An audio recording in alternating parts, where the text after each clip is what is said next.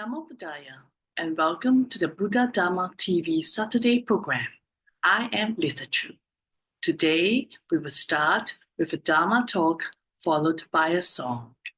The Dharma talk today is by Venerable D. Kusala Thero. Bhante Kusala is a Buddhist monk from Sri Lanka. Born in 1987, he entered the monastic life at the age of 16 in 2004 at Sri Ganjagiri Vihara in South Sri Lanka. He did his undergraduate and graduate studies in the University of Peradeniya in Sri Lanka, majoring in Pali language. In 2012 and 13, he moved to Italy and studied cognitive science and engaged in mindful-based research works at the University of Trento. We are grateful to the Venerable for sharing with us part one of his talk on the topic hindrances, precepts, and jhana. So tonight we talk about hindrances. But before we begin, I have a quiz for you to see if you are doing well in your metta practice. Okay? There were these 7 monks living in a cave in a remote jungle. They were practicing good meditation. But unfortunately, these bandits found them. And they wanted to occupy this cave. And among these 7 monks, there was the abbot, he was the chief monk. There was his best friend, and his enemy monk. That can happen. And really sick monk, really old monk, and a useless monk. He did not contribute to this monastery, and a visiting monk. So bandits, because they want to occupy this cave and hide whatever they have stolen inside the cave, said, "We have to kill all of you, otherwise you will report us to authorities." And the chief monk came forward and said, "Please don't do that. We will not tell anyone. Please let us go." No matter how many times he tried, the bandits were not taking it. So finally, because the chief monk was not giving up, the bandit said, "We will kill one of you and the rest can go, but if any one of you report us to authorities, we will come and kill the remaining 6 of you." So which one do you think he picked?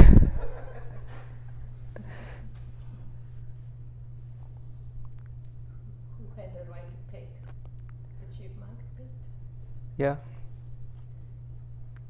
Chief monk had to pick. He was the one bargaining. I picked Himself?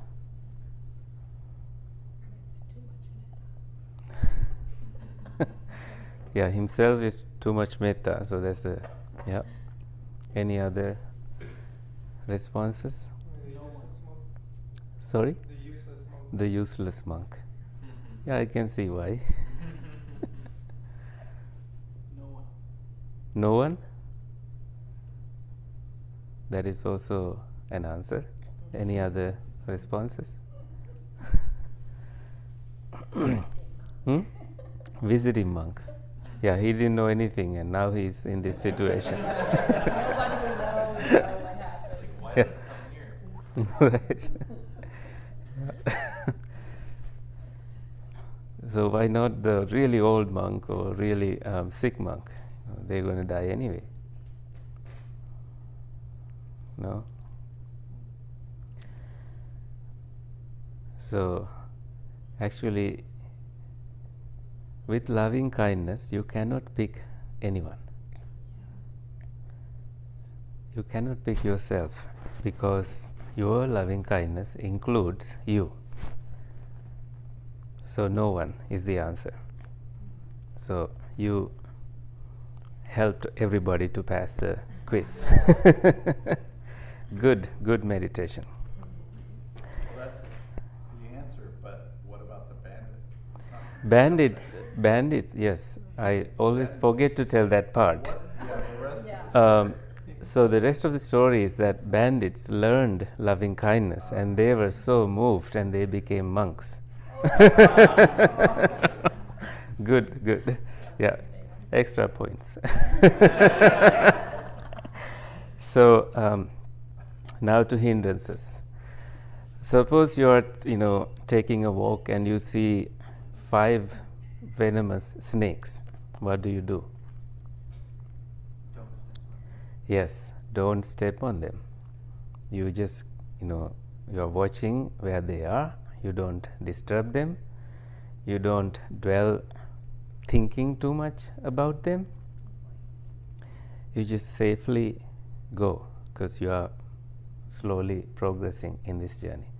So, hindrances are these obstacles that come in the way in your mental purity process. Can you guess what they are? 5 hindrances. Yes? Greed, hatred. Yeah? Yeah, hatred is like aversion. So, sensual desire, sounds familiar, right? When the moment you try to meditate, food comes to your mind, or images and past memories come to your mind. Many things come to your mind. So you can pack all these, we are all living in this realm called sensual realm. So we are supposed to get them. There's nothing wrong with having these thoughts. This is our way. We are human beings, or if you are a heavenly being, you will anyway get one of these hindrances. So, sensual desire especially can bother you when you really start to watch your mind, because you are now giving attention to your mind. These things are there in your mind. So, you want that ice cream that you had maybe 5 years ago, because things that happened in the mind can come to life like it's fresh, like it happened yesterday. That is how powerful this mind is. And the other hindrance is ill will. Like, I don't like this kind, I hate this person, I hate this noise, I hate this practice, I hate this thought, all that frustration builds up, and not wanting things. Well, the Buddha said in his first sermon, not getting what you want is a kind of suffering. So this wanting can create some kind of frustration. I ordained this monk in Cambridge, and he was learning to put his robe on, and he was so frustrated with this. He just dropped the robe. And then he told me what had happened, and I told him, this shows where your attachments are. Just treat the hindrance, just treat this frustration as venerable frustration. I think I mentioned that yesterday. These are so important. These snakes that you see, they are important. They contribute to your ecosystem. They have so much wisdom. But we have to learn the way to handle these precious beings. So the other hindrance or obstacle to your path is sloth and torpor. This happens when you eat too much or eat little, or you work too hard, you haven't slept enough, you are worried about something, there's some lack of energy, lack of joy happening, and you are now sleepy. So when that happens, you feel like giving up meditating, this practice, I'm bored. That happens. When that happens, it's good. You just observe it, recognize, release, relax, and return. Return to your spiritual friend. So you continuously, you try to be consistent with bringing this effort. If you can't do that, you go take a nap. That is loving kindness. Your body is asking you to rest. You listen to this message from your body, and you don't have to feel bad about taking a nap in the middle of the day. You can do that here, but if you are really musically snoring, you may choose to go into your cabin and take a nap there. But you have to be mindful about this nap, because you may want to indulge in it, like little more, and soon you realize 4 hours gone, and those 4 hours was for you to actually get up and move and meditate. So please maybe find a way to maybe program your mind so you wake up in 20 minutes, like a power nap, just what you need.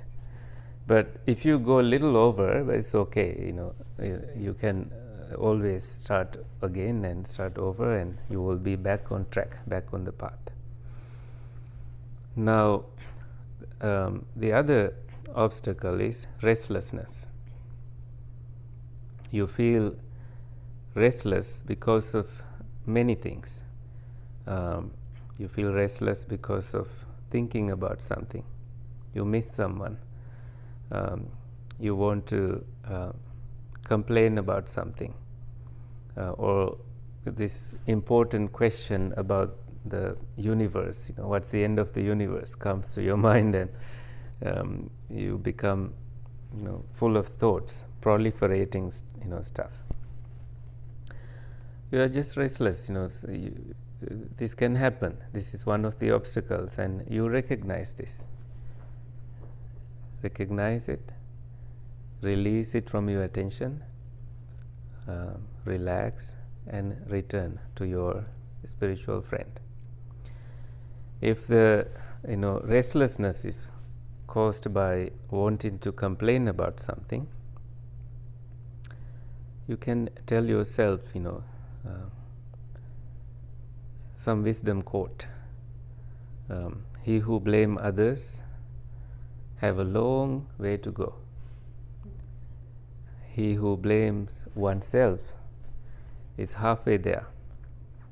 He who blames no one has arrived.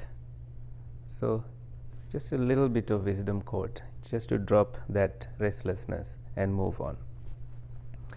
If it starts to bother you, find one of us and talk to us. So you just move on, and it doesn't become a huge barrier for your progress. And the last hindrance is doubting. What am I doing here in this Dhamma Sukha center? Why did I not go to Hawaii to have some ice cream and stay in the beach and enjoy this long vacation? Or all this, doubting brings a lot of thinking to your. You question the Eightfold Path. You question why monks are choosing to live this way, and you question and what happens next. What is my future life is going to be. You doubt about Buddha. You doubt about his teachings. So this can happen. When that happens, please, you don't have to feed it let it be, allow it to be, siksar it. And if you have any of these obstacles, including having doubts, you can always, ask questions and reason out through these questions, and understand through engaging in Dhamma discussions, which is quite possible here. We do these Dhamma discussions every day to give you a little bit of fuel to carry on the practice. Okay. There is a sutta called Dubbanya Sutta. Dubbanya is like ugly colors, and in that you find a yakka. Yakka is this demon. He's ugly, according to the story. He wants to occupy the seat of the king, ruler of heavens. So he goes and he does not listen to the security guards there. He goes and sit in that heavenly throne. And no matter how many times the security guards tried to pull him away, he didn't listen. They couldn't stop him, and they started insulting him, and the more they insulted him, he started getting bigger and bigger and bigger. Now he is full of this hole, and the leader of heaven was away doing some business, and he came back and he learned that this person was visiting and was seated in his royal throne. He was happy to have a visitor. He went in front of this yakka and joined his palms together and put one knee down to respect him and said, "Can I offer you a cup of coffee? Cappuccino, chai latte, green tea?" So he just allowed him to, he welcomed him. And the more love and kindness he received, smaller and smaller he became, and ultimately he couldn't stay there, he disappeared. So with hindrances, we always have to make sure that we treat them with loving kindness. That way you don't feed them, you don't make them bigger. No nutriments are given. There's no need to feed them, no need to dwell on them too long, and you will no soon realize this too shall pass, impermanence, and you are free. So trust the Dhamma, trust the wheel, that it will take you in the right direction. So I mentioned craving yesterday. Do you remember what craving is? Wanting things to be different than they are. Yeah, wanting things to be different than they are. Bdtv used to say craving simply is I like it or I don't like it mind. So with craving there is a teaching that he used to bring up always. This teaching is called dependent origination, how craving arises dependent on other conditions.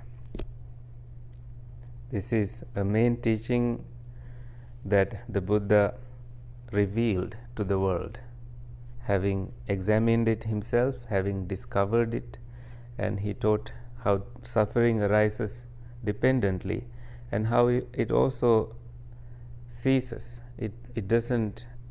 When you observe closely, you can understand that suffering it just arises and vanishes.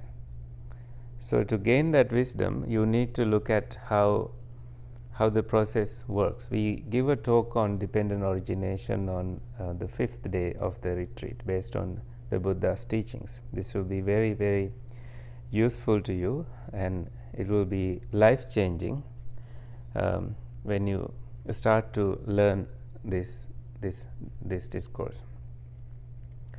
I have sensed. This was when I studied in the university. There was this doctor family. Every time I reflected dependent origination on the bus going to the university, they brought me dana. And I was wondering, what is the connection here? And I never contacted them. They brought me, they would say, we will bring your food today to the university. I believe it's such a huge teaching. When someone reflects on it, the whole universe rejoices it, because it's so rare, so profound, so deep. And the Buddha said, one who sees dependent origination sees the Buddha. So if you want to see the Buddha, pay close attention to this word every time you hear it. See how the process works. So this is the basic teaching. You can read sutras like Madhupindika Sutta, where the Buddha describes this teaching, and other sutras like Majjhima Nikaya 38. We will explore this together. Now we have this physical eye, and you see all the colors outside, but we need to be conscious on these things. And meeting of these three together, eye, the colors or forms, and consciousness, there is a contact made. Otherwise you can stare at me and be listening to something, but you have not made a contact directly. So this process happens and it disappears. It happens, disappears with your eye, ear, nose, tongue, the whole body. Dhamma is here. And now there is another thing that is manifested with this process. With the contact, there is a feeling. Often you can notice pleasant feelings, painful feelings, but because of ignorance, we don't notice neutral feelings. Most things that we experience, we are neutral about them. But these three feelings arise. See things dependently arising. We can't see it because we don't think like this. An ordinary person, if they have never heard this, they will not come to this truth. The Buddha said, for right view to arise, two things are important. One is hearing the Dhamma from someone's voice, and spiritual companionship, all these people practicing. So now you hear it. In that feeling process, you can see with pleasant feelings, you want more of it. With painful feelings, you push them away. Now that is craving. Not knowing neutral feelings, that is ignorance. So craving and ignorance work together. That is a huge link. Not knowing all these things is a huge link and very important. Now you are slowly knowing this process. Now with craving,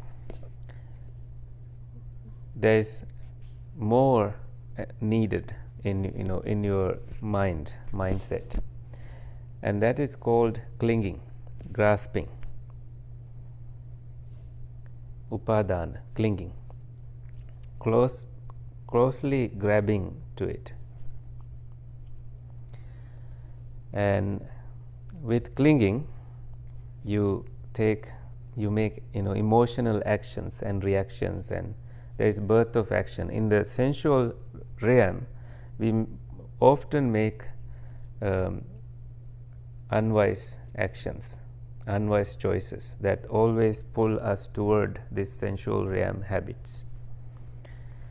And when we notice it, we kind of sense some liberation here, some freedom to most things that you cling to, or that most things that you don't want in life. There is a strong craving there.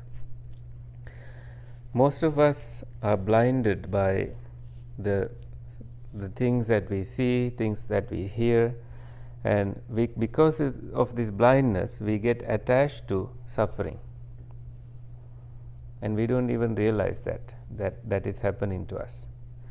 Now, clinging happened, and birth of action happened, and then there is continued wanting and continued processes of arising happens, and this takes us in a cycle of birth and death without us realizing.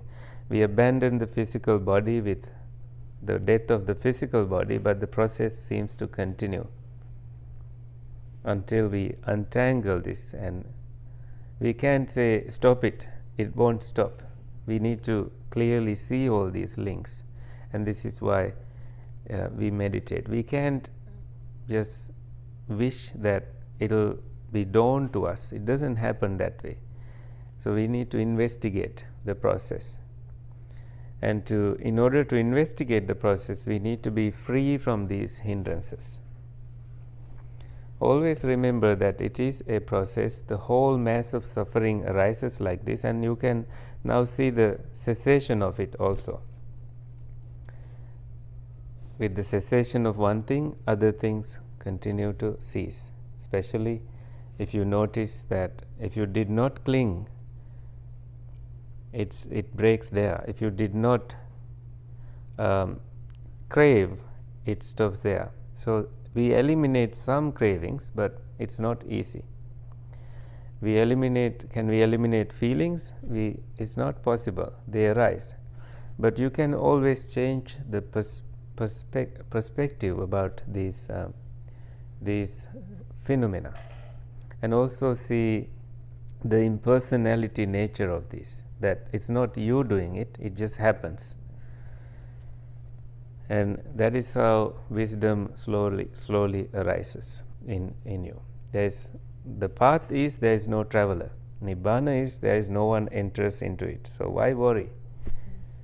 But for us to see it, we need to take the practice sincerely, seriously, and not worry about other things like, am I going to be forgotten by my friends? Am I going? You will see that your sense of humor changes. You are joyful, and like I said, the personality start to change, and you start to see the world very, very differently, and you start to like yourself, and you choose to cultivate wholesome qualities in your mind, and with that you will notice a kind of blessing that you never experienced before. By abandoning hindrances, you land in greater happiness. In one of the Dhammapada verses, it says, 290, it says, Chaje matta sukhang dhiro sampassang vipulan sukhang. So a wise person gives up lesser happiness when they see a greater happiness. So we notice the hindrances, obstacles, and we are willing to give up. And we will learn from the Buddha's teachings. So when you see the process, most importantly, what happens is that equanimity kicks in. With equanimity, you see the world without having to react to everything, without having to take everything personally. That you have to do something about this, you have to do something about that. That wanting also disappears. We will not be suppressing hindrances in our practice, right? When you see those snakes, you are not digging a hole and burying them. You just see the true nature of them, their behaviors, and the Buddha describes this process in several sutras. This is Sanyutta Nikaya 46:37. The Buddha says, monks, there are these 5 obstructions, hindrances, corruptions of the mind, weakeners of wisdom. What 5? Sensual desire, ill will, sloth and torpor, restlessness and remorse, and doubt. So restlessness and remorse together. In Pali they are called Kamachanda, Vyapada, Tinamidda, Uddacha Kukkucha, and Vichikicha. Just one time you just heard it. I will not bring them up again. So there are amongst these 7 factors of enlightenment. So instead of cultivating hindrances, you can cultivate 7 factors of enlightenment.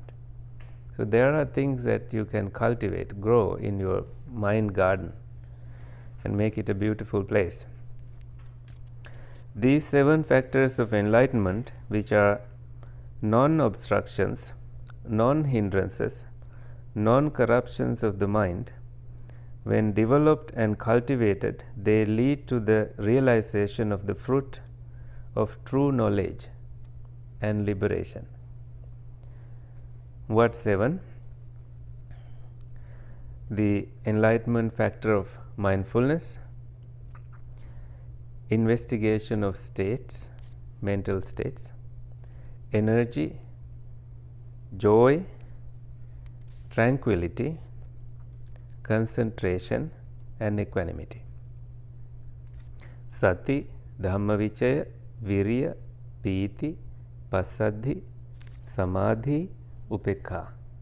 These 7. Mindfulness, you learned about it yesterday, so it's good to have it. It's good to develop it. It's good to let it grow and increase mindfulness all the time. It's bringing presence to what you do. And in Satipatthana Sutta, the 4 foundations of mindfulness, the Buddha says, how monks does a monk live contemplating mental objects in the mental objects of the 5 hindrances. So 4 foundations are observing the body, feelings, mind, and mind objects. So under this 4th section, mind objects, we have to work on hindrances. And this is how the Buddha teaches that part. Here in monks, when sense desire is present, just the first hindrance, a monk knows there is sense desire in me, or when sense desire is not present, he knows there is no sense desire in me. He knows how the arising of the non-arisen sense desire comes to be, based on dependent origination, the insight. What is not arisen can arise when conditions are present, when you start to feed. This is why you give all the electronics to Dhammasukha, so you don't have the urge to follow stuff and find out what happened out there, what happened with the election and so on. It's just gone.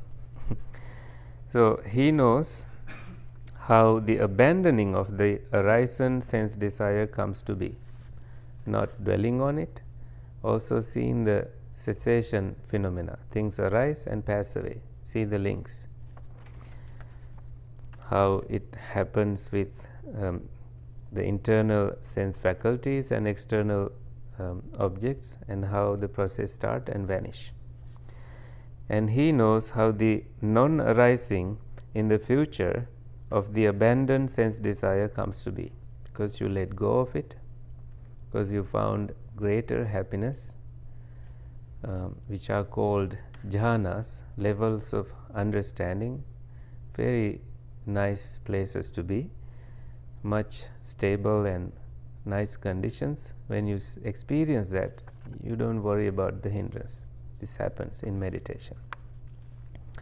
So each of the remaining 4 hindrances are also described in the same way. It's like seeing the snake and seeing that it is there, and seeing that it goes back into the jungle and you take the controller away. You don't control the environment where the snake is. You just see that it is there. It gets weakened and it will disappear. Now, there is another teaching. This is from the Fruits of the Contemplative Life. It's called Samanya Phala Sutta, Digha Nikaya, Long Discourses of the Buddha, number 2. The Buddha says, when these 5 hindrances are not abandoned in himself, the monk regards it as a debt, a sickness, a prison, slavery, a road through desolate country. But when these 5 hindrances are abandoned in himself, he regards it as being free from debt, having good health, being released from prison, freedom, a place of security. Rumi comes to my mind. This is about all of us. He says, one of the marvels in the world is to see a prisoner sitting inside the prison with the key in his hand. He can escape. We can all escape, but we don't want to.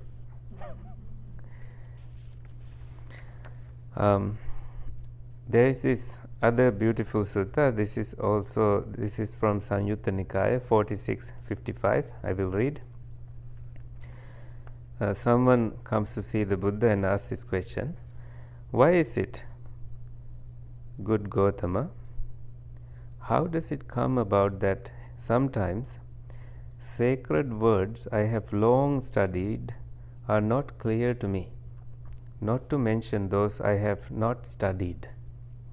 And how is it too that sometimes other sacred words that I have not so studied are clear to me, not to mention those I have studied? Well, Brahman, this is the Buddha responding. When a man dwells with his heart possessed and overwhelmed by sense desires, and does not know as it really is the way of escape from sense desires that have arisen, then he cannot know or see as it really is what is it to his own profit, nor can he know and see what is to the profit of others, of both himself and others. Then even sacred words he has long studied are not clear to him, not to mention those he has not studied. The Buddha gives a simile. Imagine, Brahman, a bowl of water mixed with lac, turmeric, dark green or crimson dye. If a man with good eyesight were to look at the reflection of his own face in it, he would not know or see it as it really was. In the same way, Brahman, when a man dwells with his heart possessed and overwhelmed by sense desires, then he cannot know or see as it really is what is to his own profit, to the profit of others, to the profit of both. Then even sacred words he has long studied are not clear to him, not to mention those he has not studied. So he goes on discussing about all 5 hindrances. Again, Brahman, when a man dwells with his heart possessed and overwhelmed with ill will, anger, then he cannot know or see. Imagine a bowl of water heated on a fire, boiling up and bubbling over. This is anger bubbling over. If a man with good eyesight were to look at the reflection of his own face in it, he would not know or see it as it really was. Again, Brahman, when a man dwells with his heart possessed and overwhelmed by sloth and torpor, then he cannot know or see. Imagine a bowl of water covered over with slimy moss and water plants. If a man with good eyesight were to look at the reflection of his own face in it, he would not know or see it as it really was. Again, Brahman, when a man dwells with his heart possessed and overwhelmed by worry and flurry, then he cannot know or see. Imagine a bowl of water ruffled by the wind, so that the water trembled, eddied, and rippled. If a man with good eyesight were to look at the reflection of his own face in it, he would not know or see it as it really was. Again, Brahman, when a man dwells with his heart possessed and overwhelmed by doubt and wavering, he cannot know or see. Imagine a bowl of water, agitated, stirred up, muddied, put in a dark place. Doubt is like it put in a dark place. If a man with good eyesight were to look at the reflection of his own face in it, he would not know or see it as it really was. In the same way, Brahman, when a man dwells with his heart possessed and overwhelmed by doubt and wavering, then he cannot know or see as it really is. What is to his own profit, to the profit of others, to the profit of both? Then even sacred words he has long studied are not clear to him, not to mention those he has studied. But Brahman, when a man dwells with his heart not possessed, not overwhelmed by sense desires, ill will, sloth and torpor, worry and flurry, doubt and wavering, then he knows and sees as it really is what is to his own profit, to the profit of others, to the profit of both himself and others. Then even sacred words he has not long studied are clear to him, not to mention those he has studied.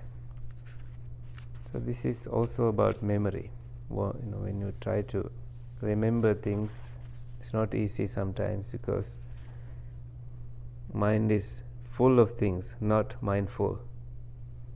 You see the difference. Mind is full of stuff.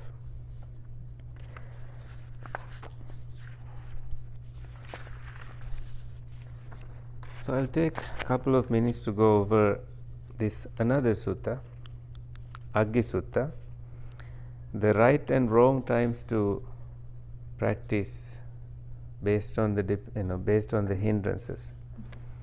Monks, as the mind is sluggish, that is the wrong time to cultivate the enlightenment factor of tranquility, the enlightenment factor of concentration, samadhi, the enlightenment factor of equanimity. Your mind is sluggish, you will fall asleep when you try to bring it to stillness, equanimity, or tranquility. So you need to see this in your meditation.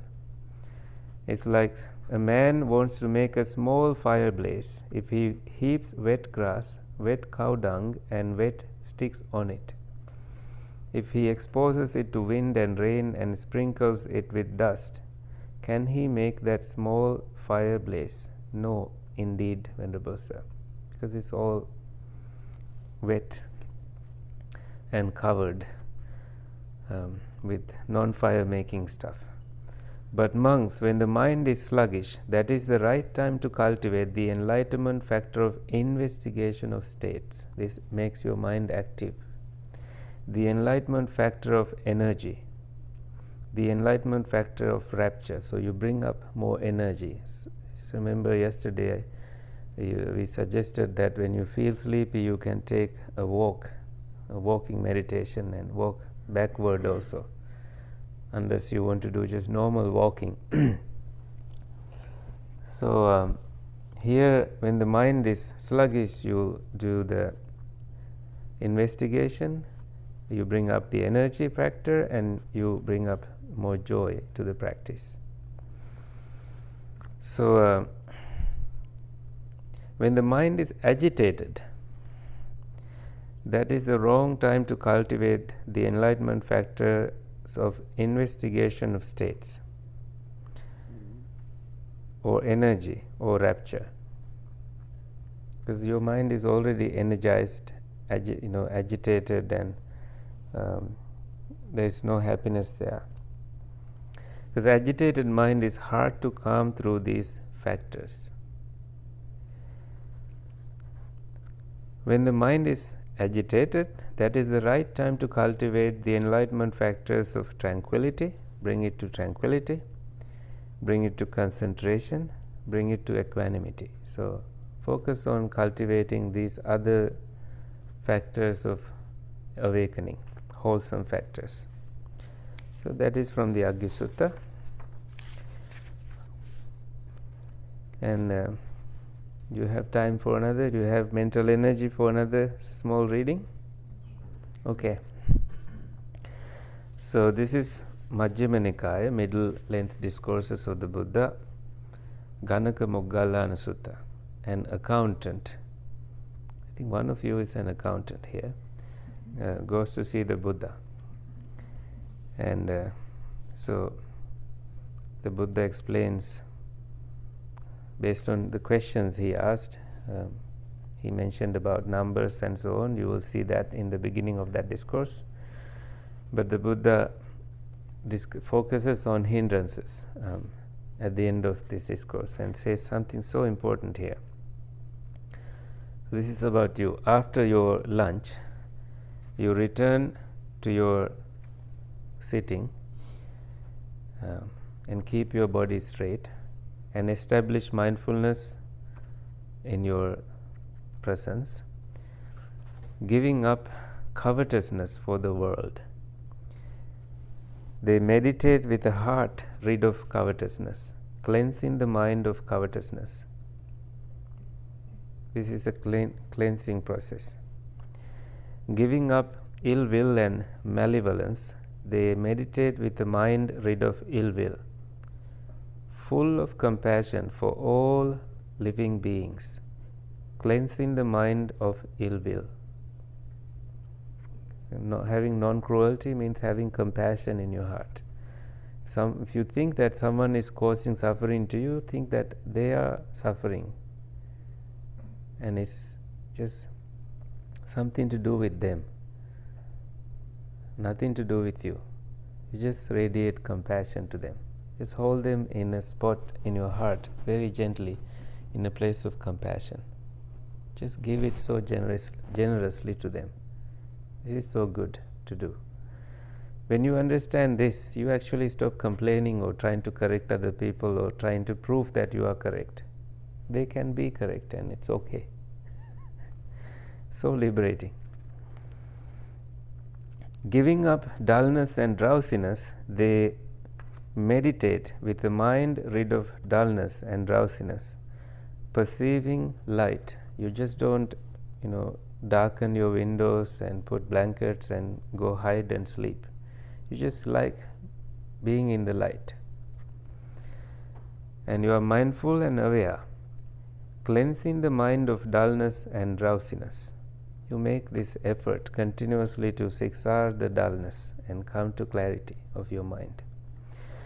Giving up restlessness and remorse, they meditate without restlessness. Their mind is peaceful inside, cleansing the mind of restlessness and remorse. Giving up doubt, they meditate having gone beyond doubt, not undecided about the meditation or skillful qualities, mindfulness, joy, tranquility, wisdom, cleansing the mind of doubt. And the rest is history. You will move on to opening opening those layers of your mind. These are called golden gates sometimes. When I describe them, you will open one. Inside that golden gate, there is another gate with more precious stuff. It's like you are seated under a tree by the lake and you don't move. You don't do any controlling here. You take the controller away. And you will see, the time goes by and you will see birds that you have never seen before come and enjoy the water, but you don't chase them away, you don't control them, you don't tell them what to do. You stay, and even more beautiful birds, animals start to come. They don't even notice that you are there. This is how the meditation progresses. And so what are these golden gates? What are these animals? They give up these 5 hindrances, corruptions of the heart that weaken wisdom. Then, quite secluded from sensual pleasures, you don't want to please eye, ear, nose stuff. Secluded from unskillful qualities, the hindrances.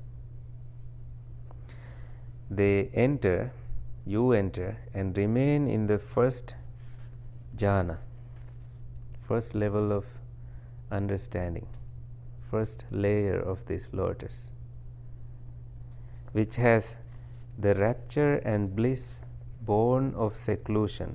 What kind of seclusion is this? This is seclusion from all those disturbing hindrances and obstacles. So there is rapture that arises in your mind, joy, just very stable, very good happiness. While placing the mind and keeping it connected, you keep observing the mind, you bring up only the wholesome qualities, and you have abandoned the unskillful obstructions. There is another layer now. When the mind is stilled, you enter and remain in the second jhana, second layer, second golden gate, which has the rapture and bliss born of stillness. Earlier it was born of seclusion. Now this stillness itself brings up a kind of joy, just is springing from within. And I will explain more about this with details, with similes that the Buddha presented to us. They are beautiful. It doesn't stop there. And you have internal clarity in you, and you are staying connected, collected also. And this rapture is the nature of it, that it fades away. You are not doing anything to control it, it just fades away. And you enter and remain in the third jhana, third layer, third golden gate. And equanimity comes. Mindful and aware, you experience the bliss of which the noble ones declare. Equanimous and mindful, you meditate in bliss. It's a kind of bliss that you experience. Rapture disappears, you are not bothered about it, it's just the way it is. And you are just in that level, enjoying the freedom from this prison, the debts. And the fourth one, giving up pleasure and pain, which you did earlier when you gave up with wisdom, you gave up the 5 hindrances and you committed to this twin practice. You already gave up the old ways. So it ends former sadnesses and stuff, any tendencies towards sadness, because you are mindful and you don't cultivate that. You don't cultivate sadness, grief here. You enter and remain in the fourth jhana without pleasure or pain. Pleasure and pain, they don't arise in this stage.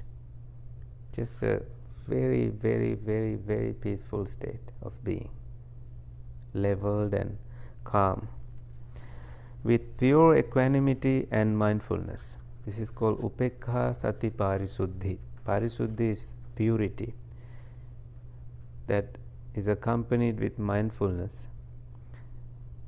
You are mindful, nothing moves there, and there is equanimity. Such a good place to be. So don't build expectations about this. You just create right conditions for the flowers to bloom. You don't have to even ask, where am I, which jhana this is, It's just a knowledge. This teaching is for crossing over, not for grasping. The Buddha said, Nittaranattaya no gahanattaya, not for grasping. It's like you use a raft to cross over, but you don't carry it. Let us now listen to a Buddhist song by wayfarers. There are always nice music by wayfarers. Deep